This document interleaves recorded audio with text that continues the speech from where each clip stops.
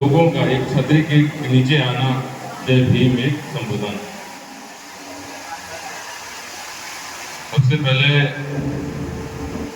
बहुजन समाज में पैदा हुए उन सभी महापुरुषों को मैं नमन सलाम करना चाहूँगा, जिनके अथक प्रयास के कारण आज हम सब यहाँ पर इकट्ठा हैं और अपने भविष्य की रणनीति के लेकर चर्चा कर रहे हैं। जिनके संघर्षों के कारण आज हमारे अंदर सामाजिक राजनीतिक सूझबूझ है, सामाजिक चेतना राजनीतिक चेतना है, और उसी सामाजिक राजनीतिक चेतना के बलबूते आज हम इस पूरे भारत में अपने आप को इस राजनीति में स्थापित कर पा रहे हैं। इस मंच पर उपस्थित आदरणीय ब्रजेश यादव जी, प्रदेश संयुक्त सचिव, मंडल अध्यक्ष अरबाबुल हक जी, बस्ती संत कबीर नगर सिद्धार्थ नगर के सम्मानित जिला अध्यक्ष ऋषिकेश बप्पू भैया, मंडल उपाध्यक्ष फिरोज अहमद जी, मंडल उपाध्यक्ष गीता देवी जी, पूर्व मंडल संयोजक महिला विंग अजय जी, आप सभी का मैं हार्दिक स्वागत अभिनंदन करता हूं।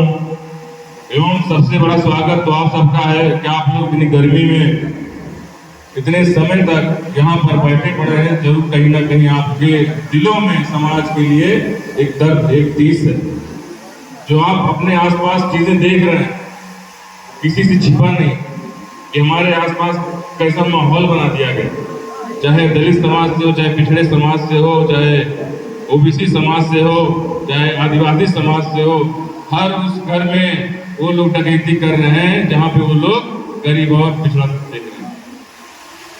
तो आज वक्त है कि हम सबको इकट्ठा होकर एक राजनीतिक ताकत के रूप में उनको जवाब देने का, और ये जवाब देने के लिए हमारा नेता, हमारा भाई इस भारत में पैदा हो चुका है, और उसका नाम है चंद्रशेखर आजाद।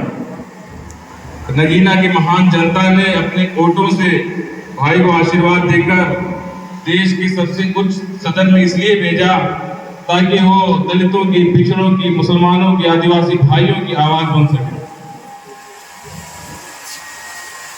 एक उम्मीद, एक लहर उनके अंदर देखी जो हमारे लिए संघर्ष करते आ रहे। लेकिन ये साथियों, इस चीज इतना आसान दिख रहा है, इतने आसानी से मैं बोल पा रहा हूं, इतना संभव नहीं था। दूसरी तरफ पुरानी और ठीक ठाक जो है 20-20 साल, 25-25 साल की पुरानी पार्टियां थी जो हमारे खिलाफ थी, फिर भी उन पार्टियों के खिलाफ हमने ये जीत हासिल की, और सिर्फ क्योंकि बहुजन एकता के कारण की। वहां के दलित, मुसलमान और पिछड़ों ने एक मत होकर चंद्रशेखर भाई को अपने वोटों से विजयी बनाया। यही फार्मूला पूरे देश में लागू हो रहा है। पूरे देश के, पूरे भारत के जितने भी बहुजन समाज के लोग हैं, उनके अंदर एक आस और उम्मीद जगी है। एक जो है उम्मीद आई है कि क्यों नहीं भाई चंद्रशेखर आजाद के रूप में एक बड़ा नेतृत्व हम लोग प्राप्त कर सकते हैं, और उनके छतरी के नीचे हम लोग बहुत बड़ा काम कर सकते हैं। जो भी हमारे अधिकारों का हनन हो रहा है, जो भी हमारे साथ घटनाएं हो रही, इन घटनाओं को रोका जा सकता है। लेकिन इन घटनाओं को कैसे रोका जा सकता है? राजनीति के जरिए। और ये राजनीति को सफल कैसे बनाएगा? इस राजनीति को संगठन में जुड़ के, संगठन को ताकतवर बनाकर तभी हो सकता है। और ये राजनीति, जितने भी हमारे बहुजन महापुरुष रहे हैं या जो भी समाज सुधारक, विचारक रहे हैं, उनका एक ही मत था कि बिना राजनीति में आप आए, अपने लोगों के लिए आप भलाई नहीं कर सकते। ये भलाई कैसे हो? ये भलाई हम और आप जैसे आज इस मीटिंग में बैठे हैं ऐसे होगी। लेकिन इस राजनीति को सफल बनाने के लिए भी प्रत्येक व्यक्ति को, प्रत्येक सदस्य को, प्रत्येक कार्यकर्ता को अपने अंदर कुछ राजनीतिक कुशलता लानी पड़ेगी। बिना राजनीतिक कुशलता के आप लोग उस राजनीतिक उस सिस्टम में नहीं घुस सकते, क्योंकि आपके सामने एक से एक पड़े। आप अगर जनता के बीच में जाओगे तो जनता कंपेयर करेगी कि डॉक्टर आकिब अच्छे हैं कि जो पुराने प्रत्याशी थे वो अच्छे हैं। उसके लिए आपको पुराने प्रत्याशी से ऊपर बनना पड़ेगा। उसके लिए आपको अपनी पार्टी की विचारधारा को जमीनी स्तर पर मजबूत करने के लिए संगठन को मजबूत करना पड़ेगा। अपने अंदर आपको अनुशासन, धैर्य, ईमानदारी, सहनशीलता, ये सब चीजें आपको लानी पड़ेगी। गंभीरता आपको लानी पड़ेगी। आप कपड़े कौन से पहनते हैं ये भी आपको देखना पड़ेगा। आपकी भाषा कैसी रहती है ये भी आपको देखना।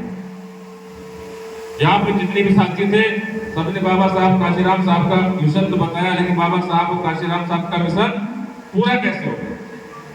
कैसे होगा पूरा? सिर्फ भाषण देने से होगा या हमको किताबें पढ़ने से होगा? जो उनका मिशन था, उनका यही था मिशन कि हमारे लोग ताकत में आए। तो ताकत में आएंगे कैसे? ताकत में आने के लिए उन सभी विद्याओं को सीखना होगा जिन विद्याओं से आप उसमें दाखिला पाते। आज अगर चंद्रशेखर भाई उस काबिल ना होते तो क्या वहां की जनता उनको वोट देती? नहीं देती। वही समय साथियों, हम लोग भी